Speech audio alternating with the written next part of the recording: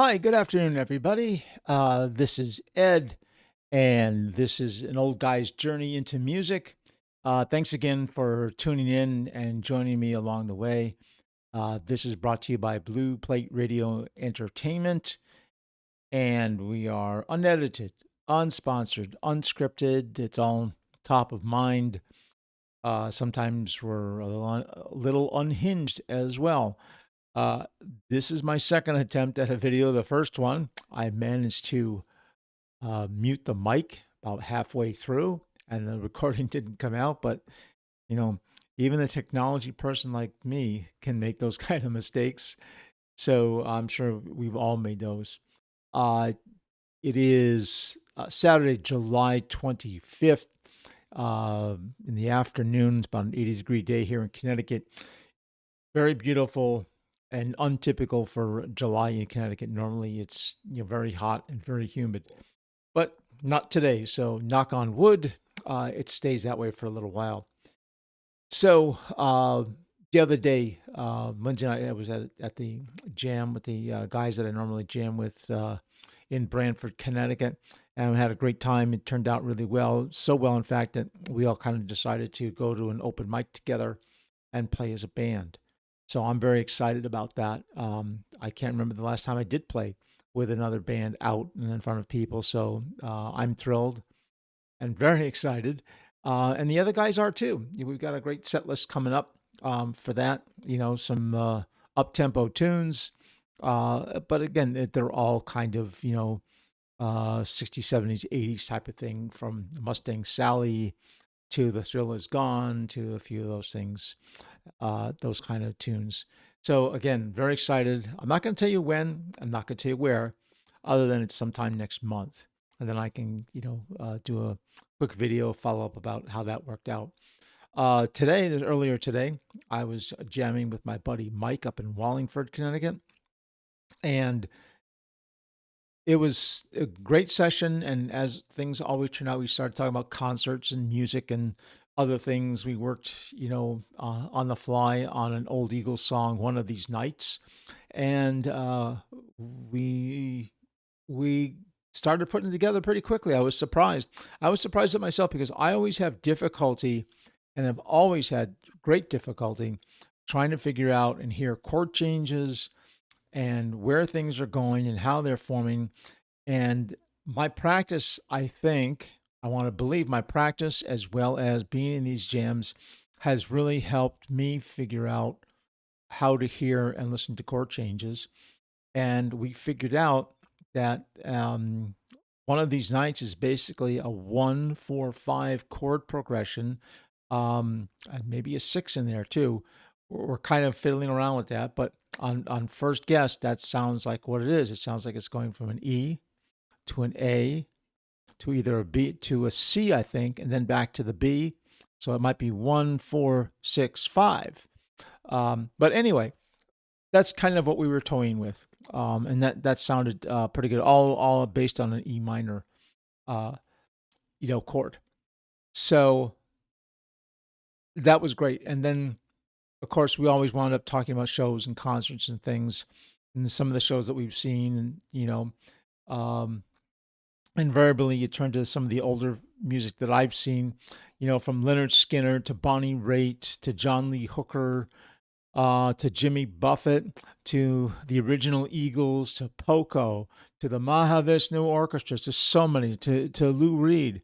And where did most of these people, appear? And where did I see them? At a place called Music in Lenox, Massachusetts. Now I'm going to bring up my other monitor so you could see that. And uh, this is a link. I'll put the link in the description when I post the video up on YouTube. Music Inn was a place I used to go to. There was a stage at the bottom of the hill. Everybody sat on the hill, and you could literally bring in whatever you want, from food, any kind of alcoholic beverages, kegs, coolers, and of course everybody was getting high, smoking pot. It was a quintessential miniature Woodstock And of course, after the shows, many of the artists who performed that day were performing up at the bar, and mixing it up at the bar and jamming with other musicians at the bar. So it was an amazing time of music. But what really amazed me is when I look back at the website, which you see here that I'm scrolling through, some of the names that were there long before I ever knew about the place. We're talking about people like Louis Armstrong, okay, Dizzy Gillespie, okay, Duke Ellington, all right, Duke Ellington, Billie Holiday, Joan Baez, Woody Guthrie, Pete Seeger, Count Basie, yeah, so many people. Ornette Coleman, all right. Uh, that was back in the 50s. At one point, this was a school and an enclave for black musicians who were not able to get together in any place other than this, or say in New York City. And it persisted. So if you come to this website, you can see the link up here, which I've just highlighted. And again, I'll put that in the description. Check this out. It's an amazing piece of history that I certainly didn't know about. I only knew about what I saw there in the 70s. You have links here to the 50s, the 60s, the 70s. Talks about the entrepreneurs who ran the places. They were all different people.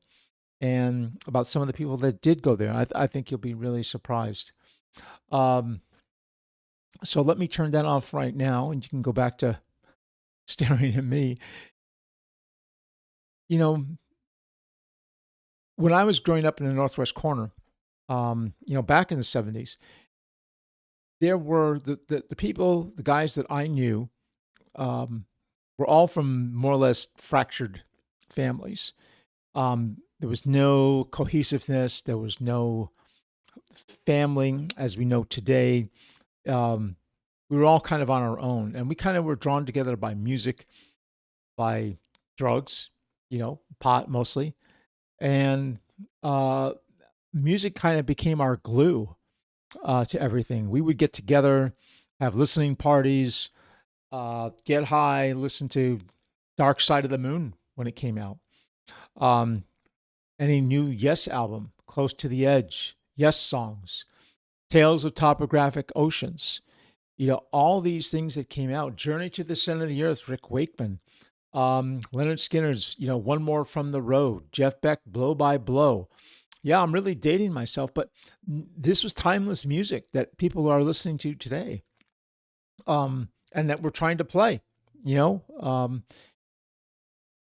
and music just has been so important to me all my life, and I'm so glad I'm part of it, and I could play some of the songs that I grew up with, and it means so much to me to do that. And I hope that in your journey, you're able to, not only appreciate the music, but go to some of these concerts, and live through some of the things. Have your own. Why not have your own listening party? That's a thought I never had before. I mean, back in the day, like I said, we used to get together, throw an album on, because that's what we had. We had vinyl. That's all there was. And not long after that, there was 8 tracks, or right about that time. But nobody's going to sit down and listen to an 8 track. Well, we're going to sit and listen to vinyl. So do it again. Get some vinyl, put it on, invite some friends over, have a beer, have a glass of wine, whatever you like. Have some food, have a party. It's a great way to connect with people and talk about some ideas. And it doesn't have to be rock and roll.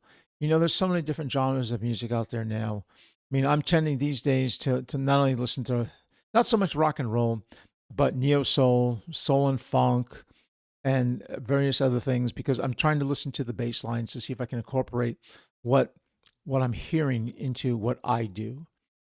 So give it a shot. Check out the history of music, and it might give you pause as to see what was nearby in our back door and the kind of things that were going on. New Haven is a huge history of music.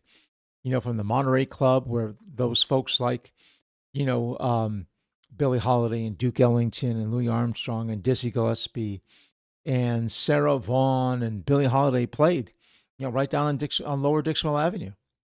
Um, the Great American Music Hall that used to be on Whaley. There's tons of places, you know, that had so many great shows. Cafe 9. you know, down on State and Crown. There's a lot of history here. So check it out. Um, and thanks again for listening. Again, this is unedited, unscripted, unsponsored. My name is Ed, and this is an old guy's journey into music, and it's presented by Blue Plate Radio Entertainment. I hope you enjoy, and I will be back sometime soon.